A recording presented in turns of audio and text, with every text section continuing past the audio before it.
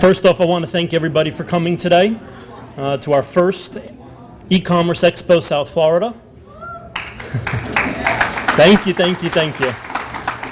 We're very excited to have put on this event. As Robert mentioned earlier, we've been growing in the e-commerce space for years, and after visiting expos and conventions all around the country, most recently last week at IRCE in Chicago, we just resonated with us that something like this is missing in South Florida, especially in the Broward County, Fort Lauderdale area.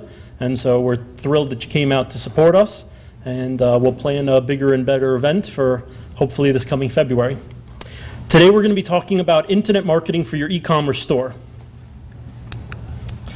For those of you who do not yet know me, I've had the pleasure and privilege of helping to project manage and do search engine marketing for over 750 companies. Been doing SEO for 13 years, managing Google AdWords accounts for over 8 years, over $20 million in Google AdWords managed over that time period. Google certified partner, and actually just received notice yesterday that I was named a Google Partner All-Star. Isn't that cool? Comes with a trip to, thank you. Comes with a trip to visit the Googleplex in California later this year. So,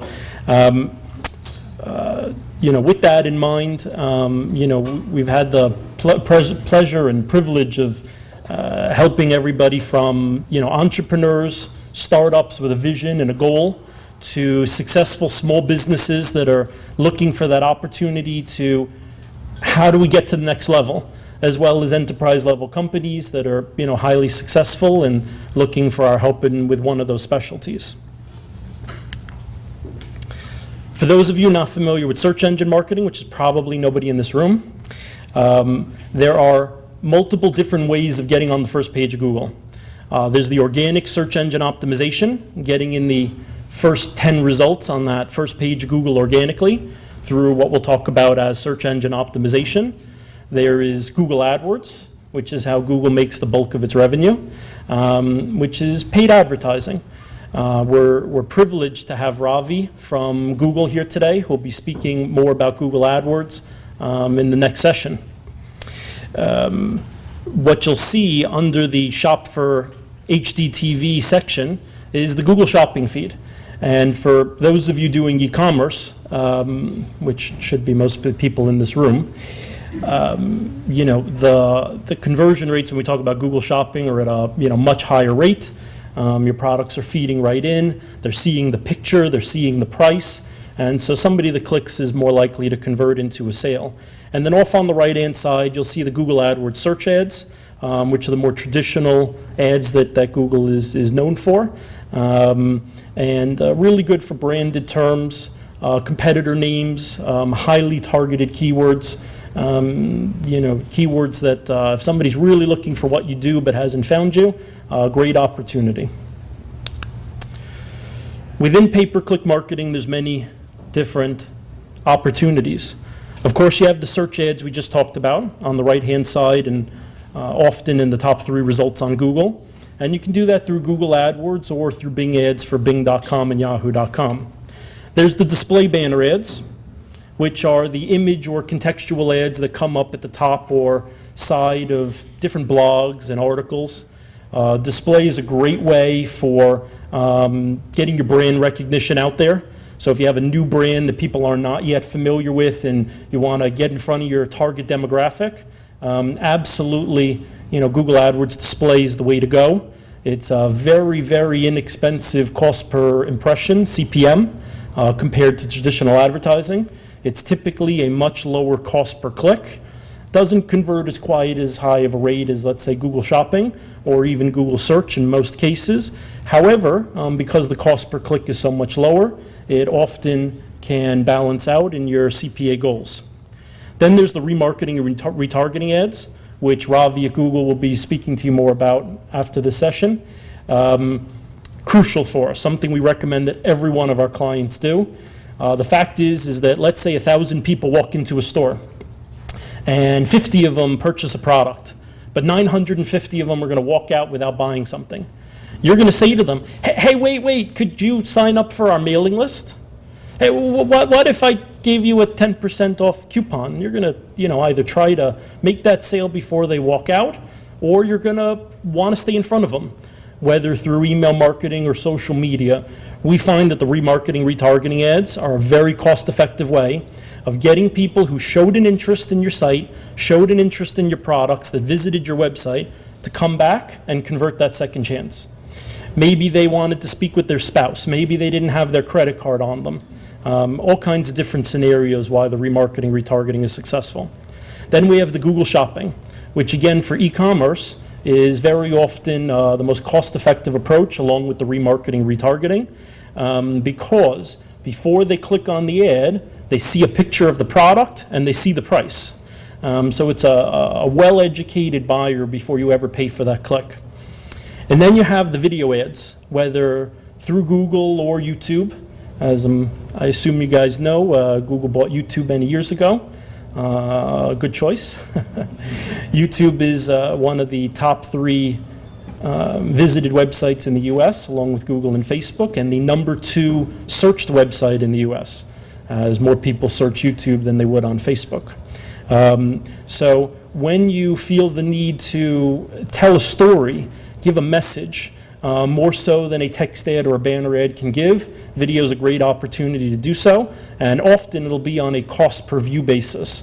So if somebody just watches the first few seconds and then skips the rest of the ad, you don't pay for it. They have to watch a certain percentage of that ad. So another great opportunity. Now we're going to talk about search engine optimization, something that I've been doing for 13 years. I've seen the changes in SEO. When I first started with SEO, it was with the family business. Our family is a manufacturer and wholesaler of ladies' handbags, purses. Been doing so since 1969. And so in 2002, I went into the company to help with sales while off in the summer from school. And the second week on the job, I said, I don't know too much about websites, but do you mind if I, play with it and try to do something? A few months later, it was #1 in Yahoo and #1 in MSN back in 2002 if you typed in wholesale handbags or wholesale purses. That generated $73,000 in new wholesale orders through the web. Of course, we were all shocked, and I went to my aunt and said, Aunt Helene, where's my commission? I know this, what the wholesale sales reps get is commissions. You snot-nosed kids, you're getting your $600 a week. Okay, fine. Called up the web designer and made a partnership to open up Wholesale Mall, at which point we extended our reach to the rest of the wholesale apparel and accessory market, and through search engine optimization in 2003, did over $4 million in wholesale orders just through organic search engine ranking. That led me on the path to where I am today. So when we talk about SEO, we've seen the changes that have occurred from then to now. On-site SEO hasn't changed quite as much, but off-site SEO has changed tremendously. First, let's talk about the on-site SEO. Before you do any search engine optimization, you got to do your research, like anything in life. Do your research, make a plan, and then execute it. First, you have the Google Keyword Planner. Great research tool. Taps into Google's database of search history. Put in a few keyword ideas, what you think you might be targeting, and it's going to spit out a whole bunch of suggestions. Competitor research. Who are your main competitors that are running Google AdWords or doing SEO? What keywords are they targeting? That might spark some new ideas for you. The domain name. If you already have your domain name, I do not suggest search switching. But if you're contemplating a new domain name, does that domain name use your target keywords in it? It's a smaller factor than it was a few years ago, but still has relevancy. There's also other factors when it comes to the domain name, like longevity. Have you been around for 10 years or 6 months? Google's going to factor that in. Expiration date. Are you renewing your domain on an annual basis, and you wait until it's a month from expiring till you renew it? Costs $10 a year on average to renew your domain with GoDaddy. If you plan on being in business for the next few years, I'd recommend spending that money now and renewing the domain for the next 5 or 9 years. Unique and fresh quality content. this is definitely an area where on-site SEO has changed. Obviously, the content that you put on the website, you want to make sure that it has your target keywords in it. If your keywords aren't in the content, Google's not going to rank you for it organically. They're looking for relevancy. But nowadays, it's not just enough to put up some pages one time on your website with keyword-rich content. You need to keep adding to your site. You've got to keep it fresh. Many people accomplish this through their on-site blog, which can be controlled and managed through WordPress or other CMS platforms. The meta information. Google has certainly downgraded the importance on the meta description and meta keywords, but in my opinion, it's still valuable. The meta description will come up in most cases in the Google organic search results underneath the title. And you're still telling Google and the other search engines, here's what I want to come up for. I know if I don't ask my wife or tell her what I want for dinner, there's no way I'm going to get what I want for dinner. So you got to communicate. So you got to communicate with Google, Yahoo, Bing, tell them what you want. Doesn't mean you're automatically going to come up for it, but communicate with them. There's things like sitemaps, XML feeds that can be submitted through Google Webmaster Tools, robots.txt files, 301 redirects, SSL certificates, other things that can affect the SEO rankings. One of the things that is widely believed to have changed recently in the Google organic SEO algorithm is giving a little extra benefit to people who've added an SSL certificate to their site, not just on the checkout, but site-wide. Improving loading speeds. We use tools like GTmetrix and Google Insights in order to measure how fast is the site loading and what's causing the delays. Is it coding? Is it the size of the images? What's slowing it down? The fact is that Google wants to show off websites that are more user-friendly. And loading time's a huge factor in that. If your site's going to take too long to load when somebody clicks on your listing in the Google organic search engine results, they're going to click away. And why would Google want to be promoting that website? Fixing coding errors. There's a validator tool that's a free tool on w3.org that I like using, and it identifies potential errors and warnings within the code. Again, having clean code, fast loading site, telling Google what keywords you want to come up for in the titles, meta tags, H1 heading tags, keywords within the content on your site, crucial as part of the SEO. Then you get into the tracking. Again, if you were to do a TV ad or a radio ad or a newspaper ad, you'd want to have a phone number in it that you could track the results of, right? To know how successful was this? Should I invest in it again? Same thing's going to happen on the web. Google Analytics is a free tool. We integrate it into every website that we develop, and it'll give us data on how people are finding your site, how long they're staying on the site, on desktops compared with tablets, compared with phones. What pages are they visiting? What are the most viewed pages, and so you know what to focus on. What types of browsers are they using? Where are they located? What time of day are they visiting your site? And all this data, if properly understood, gives you insight into where you should put your focus and what adjustments should be made. Google Webmaster Tools, especially when it comes to SEO. Google Webmaster Tools will tell you, are there broken links on your site? Is there something wrong with your sitemap? Are there other issues that might be holding you back from getting the results you're trying to achieve? And setting up a baseline. For every SEO project that we start, after doing that keyword research and competitor research and putting together, this is our target, we run a baseline report. Here's where we're ranking before we put this time and energy into accomplishing these results, and measuring that every 2 weeks or every month. How much improvement has there been?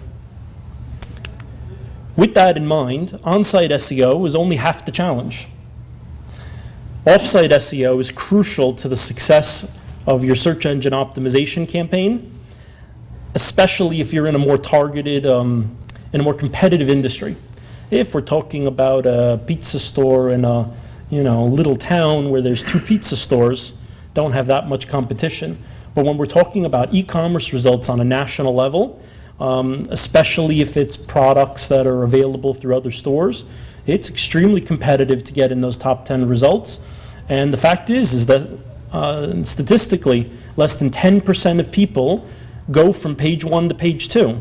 So even if your on-site SEO moves you from page nowhere up to page 3, or maybe even page 2, you're still not going to see a noticeable increase in your traffic and therefore in sales. So off-site SEO is crucial. What are some of those off-site things that you can be doing and should be doing to help improve your organic search engine rankings? Off-site blogs. There's free platforms like WordPress.com, Blogger, Blogspot, Tumblr, where you can set up your blogs and post fresh content on a regular basis. You want to use the keywords in it, make sure it's not duplicate content. A great tool to use to make sure that your content is unique is copyscape.com. On the next level, I would talk about press releases. Very often the links within the press releases now have no follow tags, but still showing that you're a legitimate company and getting keyword-rich content out there with the anchor text and the backlinks to your website through sites like PR Newswire, PR Web, and Newswire. We actually happen to have a member of Newswire.com in the audience today. The next level is articles. You know, Google is very, very smart, but take it farther than that. I find that the Google algorithm is logical. It makes sense. If you really take 2 steps back and think about it, most of the adjustments that they make are logical to show off more relevant content, faster loading, higher quality content. Google knows that you can set up a blog and post on it yourself. Google knows that you can pay a service in order to put out a press release. But to become an approved contributing author or guest blogger for an industry-leading website, that's not easy. First, you have to, have the credentials. Then you have to submit and wait for their response, and they only approve 5-10% of the people who ask, maybe less. Identify what are the industry-leading sites in your industry. In our industry, it might be Mashable.com, Search Engine Watch, Search Engine Land, Search Engine Journal, Social Media Today, but there's other ones in each of your industries. And try to build up your credentials to become a contributing author or guest blogger. But even if you get approved to be able to write content and publish it on these types of websites, you still have to get through a second hurdle. They're going to have quality controls on the content that you submit. And so if it's all about selling your products, there's no way that they're going to approve it. It's got to have a benefit and an interest to their users. And so getting through those 2 gatekeepers in order to get it published, Google recognizes that and gives a tremendous amount of additional value to getting those articles published. Social media. We believe that Google's algorithm factors in not just the fact that you've set up social media, not that you're posting on it on a regular basis, but how much is your social media being engaged with? Are people liking your posts? Are they sharing them, repinning them, and retweeting them, and whatever other phrase there is for what you can do with those social media posts? Google's factoring that into their algorithm, especially with their Google Plus product, but Facebook and Twitter and Pinterest as well. Industry-related backlinks. Who are your referral partners? Who are some of your suppliers? Who are people that Google recognizes as being in your industry but do not compete with you? Ask them to put a link to your website. It doesn't have to be on their homepage. It could be on their partner and affiliates page. Could be within their blog. Could be within where to find our products, available retail. The fact is that getting those industry-related links will make a big difference in your SEO rankings. Some might say no, some might not even respond, but some will say yes, and you don't know till you try. Link detoxing. The fact is that as Google's changed their algorithm so many times, panda, penguin, hummingbird, and all those different animal names, the SEO techniques that we used 3 years ago, 5 years ago, 7 years ago, are not what Google's looking for today. And so if you've got toxic links from spammy sites and from doing link exchanges all those years ago. You've got to clean that stuff up. It's absolutely going to hold you back from getting the results you want. If you've got that in place, even if you do all the other things that we're talking about, it could be like a ball and chain holding you down. So there's some great tools to do in this process, but you need to create a disavow file and submit that file to Google through Webmaster Tools. Talking a little bit more about social media marketing. It's inescapable in today's age.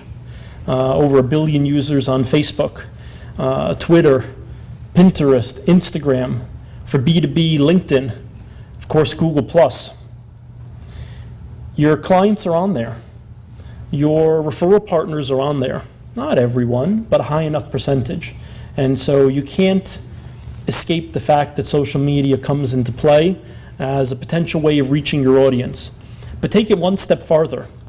Even if you're not using social media for lead generation or traffic generation, how about when it comes to trustworthiness, reviews, ratings? Something that's very prevalent with Shopper Approved who's here today. The fact is that a very high percentage of people, before they make a buying decision, are going to look up, is this a good, trustworthy company? Do I have any friends or people that I know that have purchased from them in the past? What kind of rating do they have online? And so even if you're not using social media to generate new traffic, think about how it affects the conversion rates of the traffic coming to your website today. How to identify which social media sites to focus on. It's almost impossible for a small business to be actively engaging on all the social media platforms that there are out there. Start with the ones that have the highest concentration of your target audience. If you're trying to reach women, I'd say 20s to 50s, they're more likely on Pinterest. Whether it's for planning their engagement party or wedding or birthday party or vacation or anything else that they're doing. If we're talking about B2B stuff, where you're trying to sell products to other businesses, obviously you have to start on LinkedIn. Build your brand. Don't just think about social media as a place for generating clicks and sales. Think about it as being memorable. You know, the young ladies at the check-in desk, Frankie and Jess and Deidre, who, you know, an invaluable part of our team, they do stuff like Motivational Mondays and Tip Tuesdays and Wacky Wednesdays and Throwback Thursdays and I don't remember what Fridays. How do you get stuff out there that people are actually going to like and share? Don't just post about your products and trying to make sales. Put out good stuff like what you're doing in the community, new hires, happy holidays, funny quotes, motivational things. Again, things that people will remember you for and want to engage with. Customer support. And again, in today's day and age, I find with a lot of our clients that as opposed to calling or emailing, they're posting on Facebook as a message in order to get a customer support issue resolved. And so, again, if you're not paying attention to those messages and your customers are going and looking there and there's unresolved messages with complaints, that's going to kill your conversion rate. And as I mentioned earlier with the offsite SEO, social media absolutely has a factor within the SEO rankings. So work on that engagement. Don't go to a site like Fiverr.com and just buy thousands of likes or followers, because that's going to kill your engagement percentage and defeat the purpose. Email marketing. There's sites like Constant Contact, iContact, Vertical Response, MailChimp, and lots of other platforms out there. I'm not a huge proponent when it comes to buying lists and scrubbing data and sending out, you know, bulk email blasts unsolicited to people. First, you've got, you know, canned spam laws to deal with, but more importantly, it's just not the way you want your brand to be known.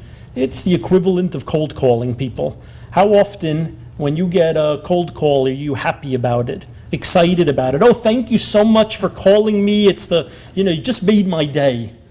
Well, people feel very similarly when it comes to unsolicited email. With that in mind, the people who have been to your website, have purchased from you, have followed you on social media, have expressed an interest in your brand or your products, they don't mind getting emails from you on an occasional basis, especially when it's relevant. Tell them about sales or special offers, what discounts are going on, what's moved to closeout, any new or featured products, something that they wouldn't know was added to your website without you emailing to tell them. Newsletters with relevant information about changes in your industry, growth and statistics and trends. Whether it's in the fashion industry or the home and decor industry, every season there's, something new coming out.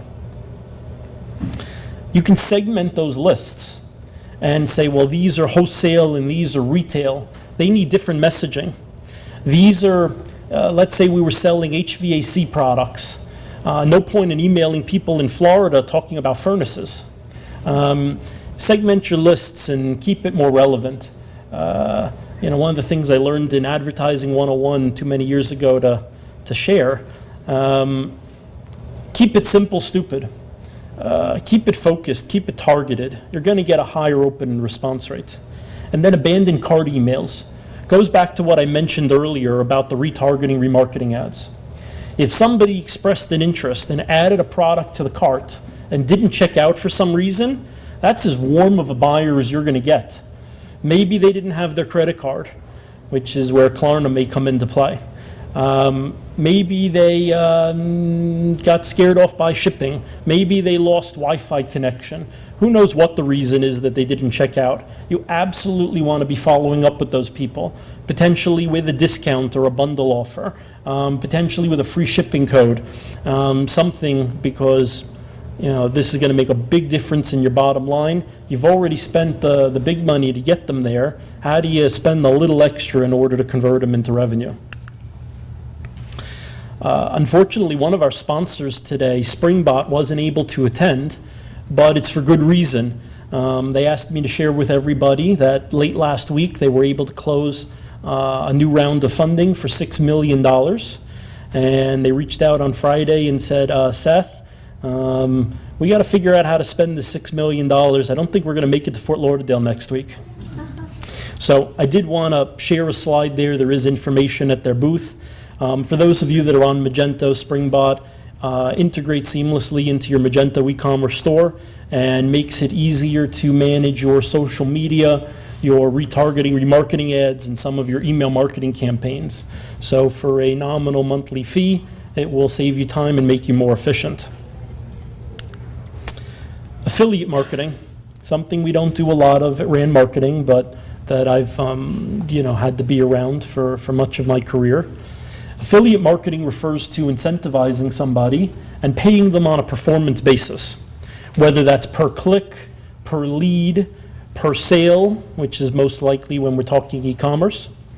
Build up referral partners and let them market to their networks, posting on their social media, sending out an email blast to their mailing list.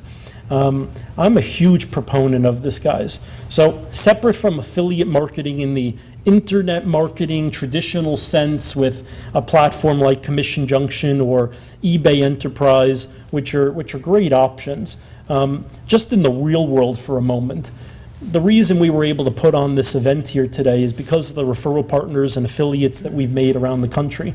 For Rand, building those relationships has been instrumental in our growth and in our success. So the people that you meet at networking events, the people that you do business with and refer to, identify with those real relationships. Are there ways that we can do something collaborative and coordinated online to help each other? I know it's worked for us. Affiliates can send out emails, post banners on their site, post links on their site, post within their social media, and other ways in order to make their clients aware that of your products and services, and you compensate them, on a per sale basis. There's coupon sites like Retail Me Not, coupons.com, and savings.com. Again, another way of driving traffic to your site, from a consumer who identifies that discount offer and wants to jump on it. There's loyalty sites like Ebates, MyPoints, Fat Wallet, uPromise. Again, as I believe Robert mentioned in his session, the fact is that, you know, there are people who are very dedicated to this stuff and love building up their points and using them. I know for me, I flew to IRCE in Chicago last week using my Amex points.